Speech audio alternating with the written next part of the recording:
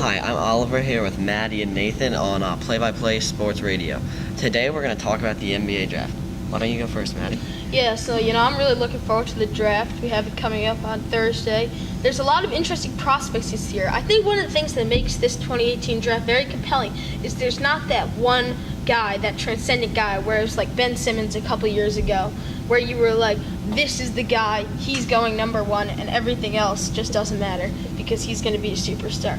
We don't really have that one guy this year. I mean, you have Ayton at the top. He's a very well-rounded player. You have Bagley, who looks like a modern day, stretch 4, stretch 5. And you have Jackson, who goes on potential.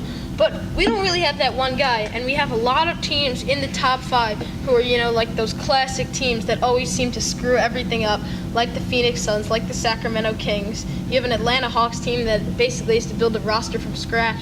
So I think it's going to be a very interesting draft. It's going to be very compelling. With your point on the DeAndre Ayton thing, is that in the modern NBA era is that we need, like, big men aren't used the way they used to be.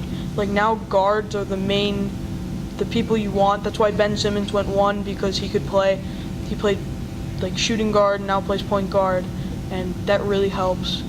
But Luka Doncic is a solid looks like a solid NBA prospect. I think that there's a lot of potential for standout stars, though. I mean, players like DeAndre Ayton and Marvin Bagley could do very well in this draft. Could do very well in the NBA coming from this draft.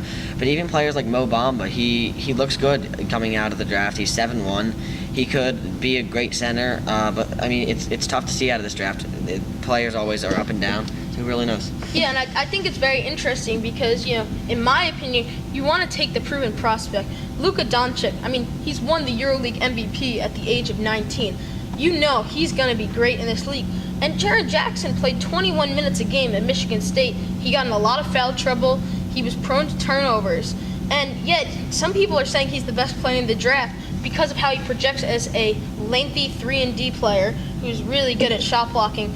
I don't see how you take a player who's played so little and has such little, of a track record. And he wasn't even on Michigan State like their man. It was Michael Bridges, because that was the guy that they relied on in the Syracuse game, but they had Miles Bridges, Nick Ward, and Cassius Winston. He was literally the 4th option on their team, and yet he's a top 5 pick. Okay, well, I'm Oliver Riccadelli, and we're with Maddie and Nathan, and we're here for Play-by-Play Sports Radio. Oh, caller. We need a caller, right? Yeah, you might just want to do it right. Let's do that again.